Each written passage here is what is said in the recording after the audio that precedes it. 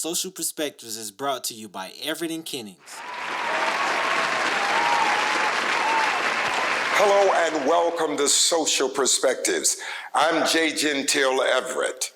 Instead of employing words with racial ramifications, today I would like to perhaps euphemistically craft our message this way. Let's call it our social horizontal intercourses among all people in America. It has been my ardent attempt to consult all of my energies into understanding the warped thinking among so many of us when it comes to intermingling with people who happen to have different skin tones. Why is there an obvious continuum of this same pejorative, antiquated idea about people who are wrapped in a fleshly hue that differs from ours? Seriously, do we really think skin color automatically immerses us in some stereotype that's monolithic? I mean, can we with any degree of credibility even mildly accept that we can make critical judgments about people simply because of the color of their skin? This issue seems to refuse to go away. And I contend it will not go away until all of us make a conscious effort to destroy its very existence. In other words, if we would stop teaching racism in all of its forms, then and only then do we stand a chance of really changing the social trajectory of this old and ugly practice. America, let's do better. We'll be right back.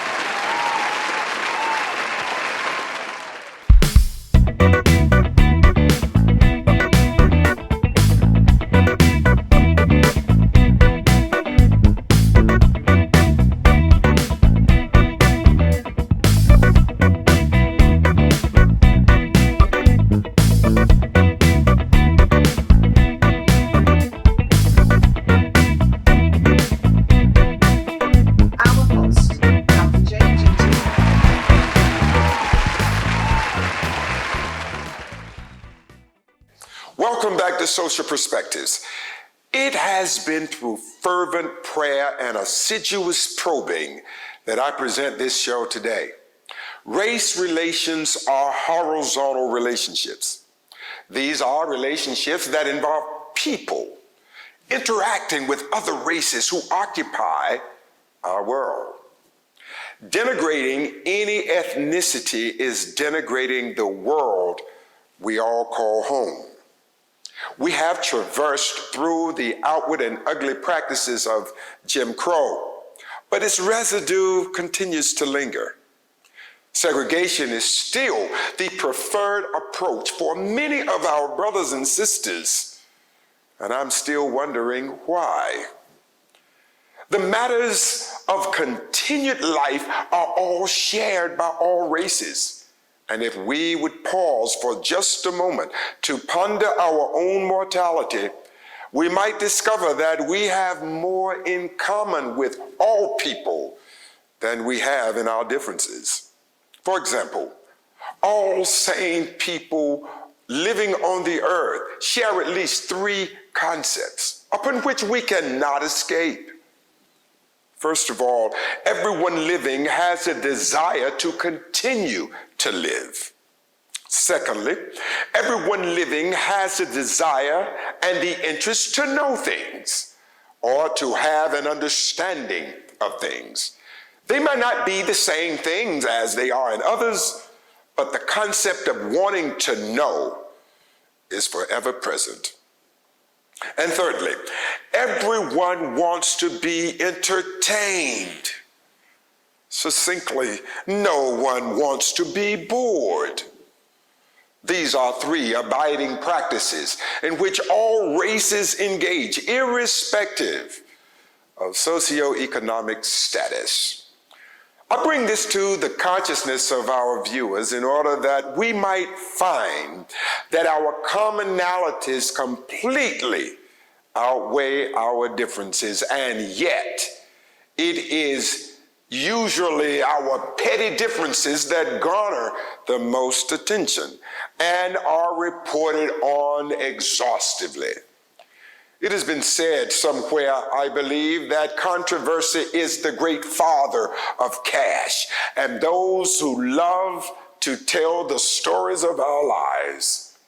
This is not to minimize or trivialize the high standards of journalism, but one of the most puissant things we can do in the media is to use our journalistic platforms to bring more attention to multiracial celebration instead of multiracial denigration. Now, this falls into the second category I mentioned earlier. People desire to know things, and when we use the huge outreach of social media and television to inform the general public about the social gyrations of our times with a heavy brush of negative strokes, it sires revenue, and revenue fathers power in many different areas of human existence. So is discrimination really about people or power?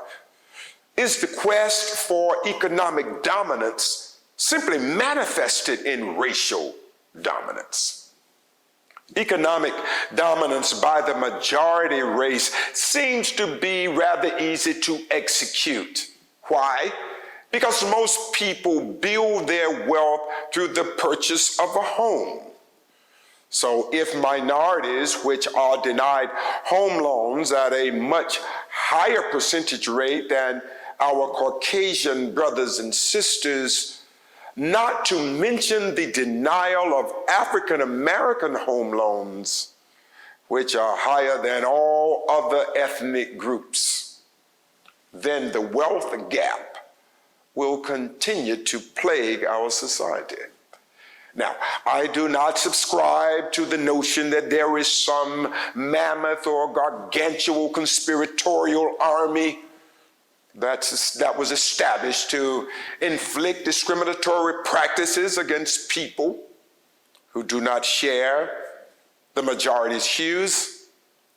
But if discrimination exists anywhere, the potential of that practice exists everywhere. Further, let's be perspicacious in our position. It cannot be argued that crime follows poverty, and if we as a society continue to nurture poverty by enlarging its territories and borders, more and more impoverished communities will continue to experience unnecessary killings, sicknesses, and deaths that could have been prevented. But let's be completely candid. African Americans, if they are to be accepted in America, they become more acceptable in America when America sees them more as green than black. We'll be right back.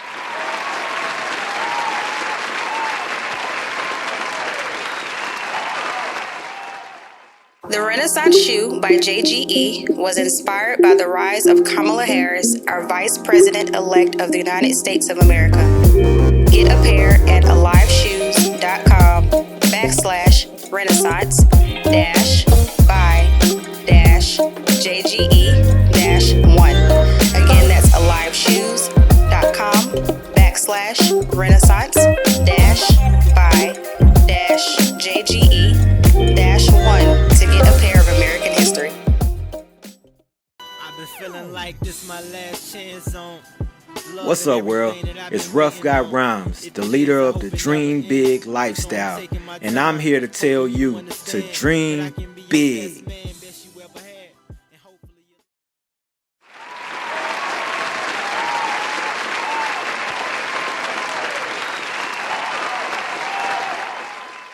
Welcome back to Social Perspectives. Discrimination against people of color does more than keep them poor. It impacts the psyche. When growing up in Laurinburg, North Carolina, vividly I remember hearing many of my teachers in my formative years that would say, you can be anything in the world you want to be. Indeed, it is possible to be whatever you desire.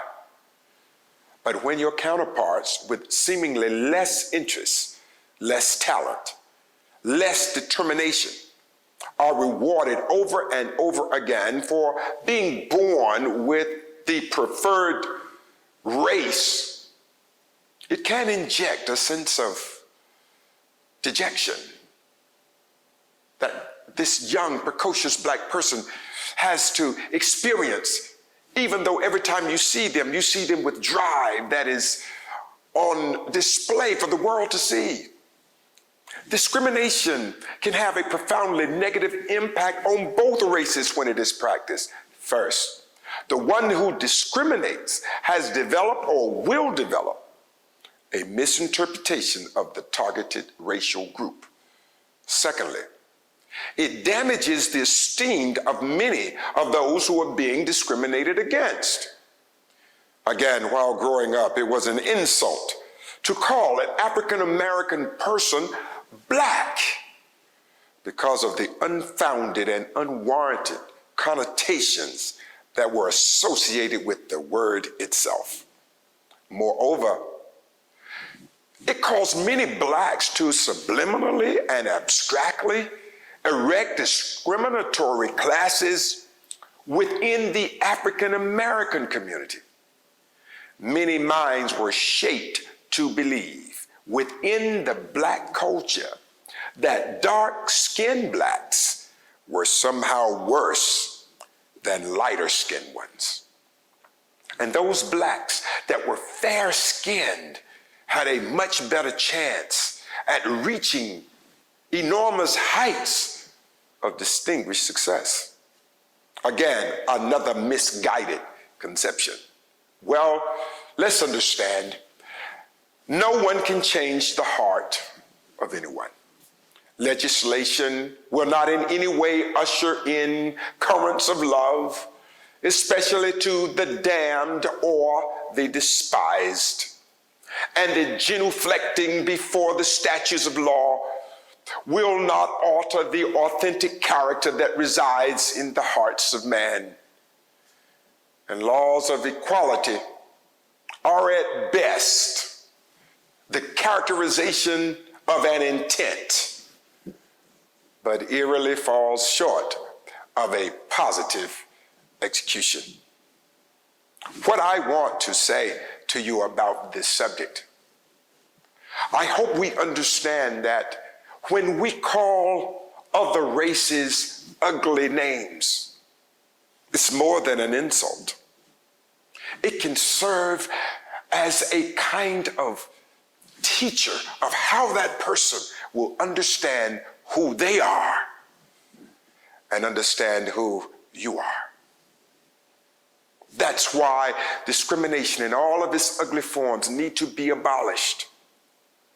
That's why we should come to a place where we understand the only thing that's different about any of us, we just happen to wear the color of another paint that God decided to use. Underneath all of that is a person created by God with all of the hopes and dreams of all others. Let me make sure that we're clear about discrimination. No one can understand what it's like to be discriminated against until they have experienced it.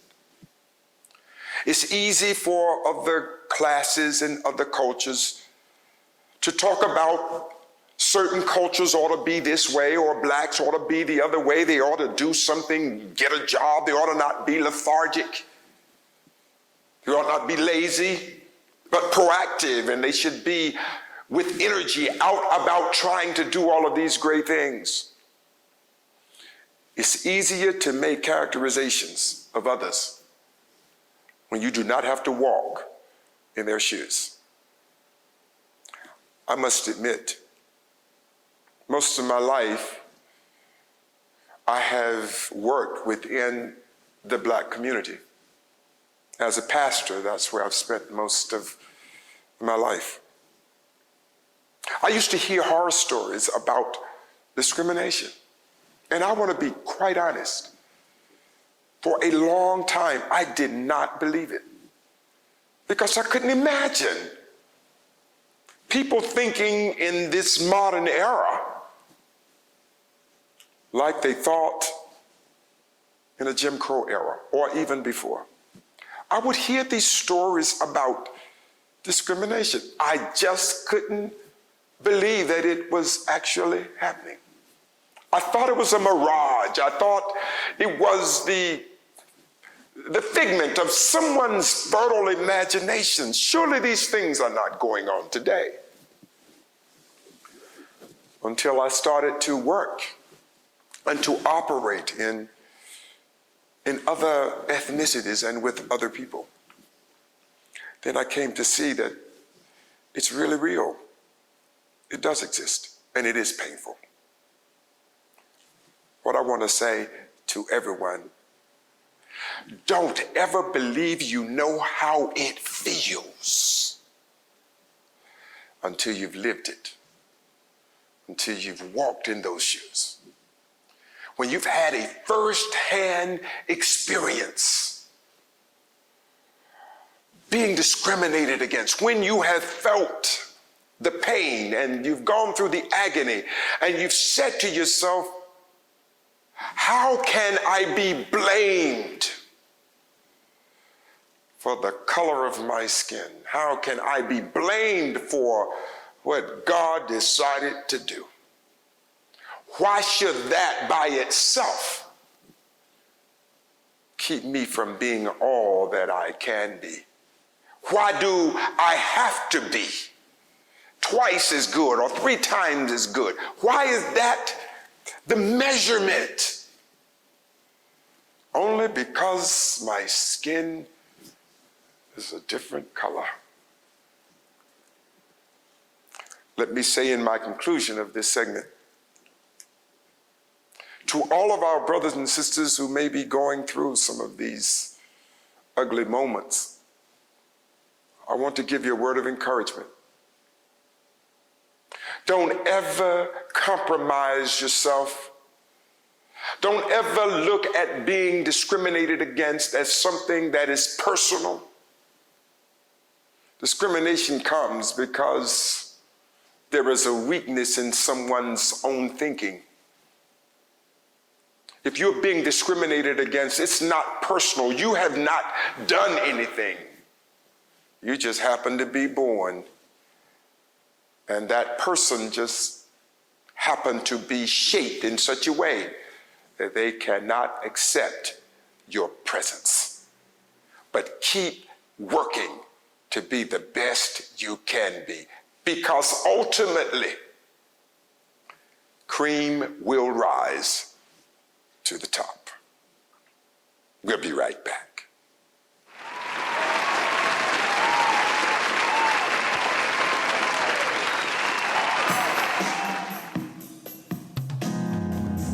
It has been said that power in the wrong hands is a recipe for personal destruction. This has never been more true than in the life of Dominique Washington. Her gains would become her grief. Her unbridled lust and selfishness would be interwoven in her plots. The shocking revelations, jaw-dropping surprises emerged when she realized the lack of a personal core makes one hollow inside.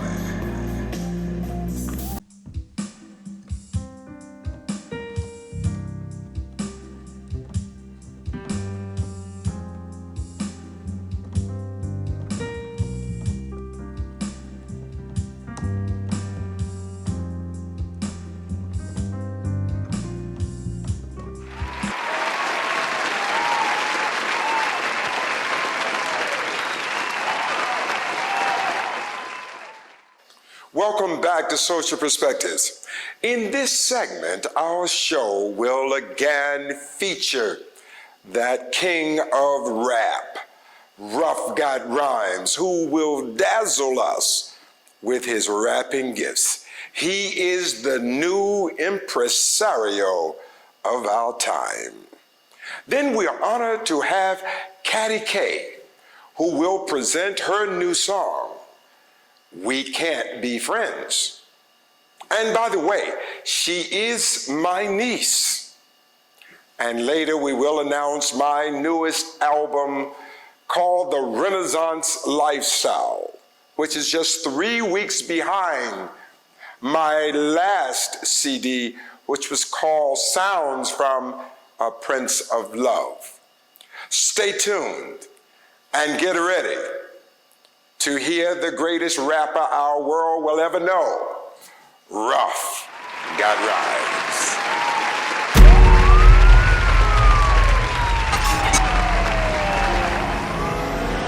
Help me get her to watch me spin. Let's run them racks up. Big racks on my mind and stack up M&Ms. I'ma need a new safe so I can walk in it. Flipping currencies, thank God for the internet. It's like I got the whole world in my palm, baby. I was broke and make some hundreds from a thought. From that moment, put my mind on what I really wanted. I said no limits, I told God I want it all. Put me in the game, I'ma ball like LeBron. And thought I was just a rapper till they see me on the screen. How long I'm gonna be humble till I make them notice me? They don't like to give you credit when they know you really a G. I don't need their credit if they can't help me get me. Running up a check, stay out the way, and mind my business. Save a portion of the winnings, I establish rich habits. Seeing millions in my dreams, I'ma turn them to reality. Making a minute what I used to make on salary.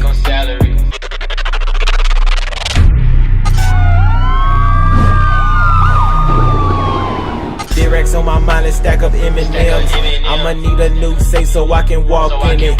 Flipping currencies, thank God for the internet. It's like I got the whole world in my palm, baby. I was broke and make some hundreds from a thought. From that moment, put my mind on what I really wanted. I said no limits, I told God I want it all. Put me in the game, I'ma ball like LeBron. What's up? Chucked it to the game. Hey, you gotta keep your head up. All we do is argue. Cause lately things ain't been the same. I'm sorry that I bothered you. Cause all you seem to do is complain. Hey, I'm trying to maintain control to me, but you took all that's left inside of me. We can't be friends, no, I can't pretend, no. Time to let it go.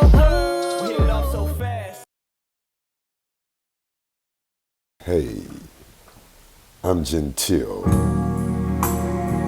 The Renaissance lifestyle is multi-dimensional living. It is the amalgamation of social sophistication, transcendent sacredness, and elegant and tasteful secular activity, comfortably existing in perfect balance in one's being, which gives impetus to the appreciation of the fullness of life, as these components of personality complement each other, thereby bringing a harmony of cool and Christ.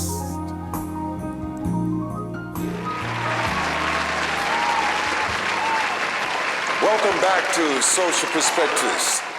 We were dazzled and we were definitely entertained by the gifts of Ruff Got Rhymes and Katty K. I mentioned these two because it's important for us to recognize that these two young African Americans with enormous talent are making their impact in the world. I'm particularly honored to present them because I do this in the spirit of Laurinburg Institute, the oldest Black owned and operated prep school in the country. Still ranked today number 6 in producing the most NBA players. I am a proud graduate of that school. And it is that school and the spirit of that school and the philosophy of that school that catapulted me and so many others into the world to make a difference. We were taught to be solid citizens, to be productive, and always be contributors and not just consumers. I say that because you need to go and research the Laurinburg Institute story. It's an incredible story of how 2 young, recently graduated students from Tuskegee Institute came all the way from Alabama to Scotland County in North Carolina the best way they could, any way that they could, because of a mission that they had to educate other young black minds. This school today is the legacy of those great minds.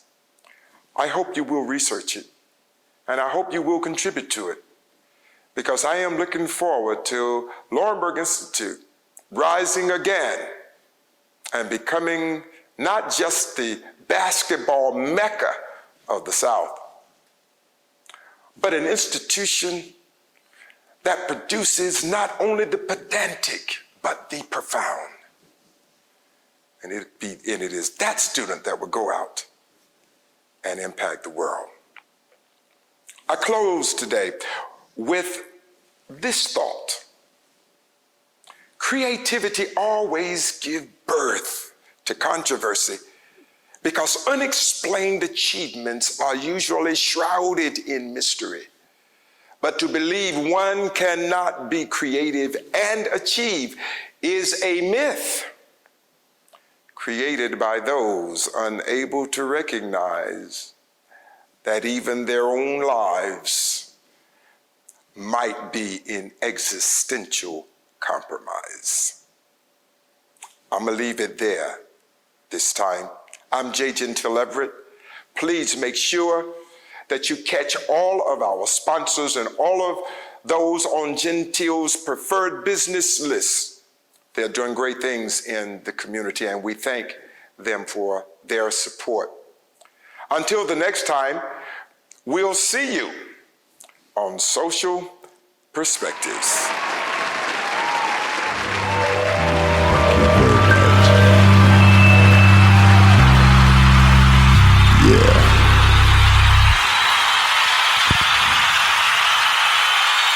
Give me a little bit more on this mic, brother.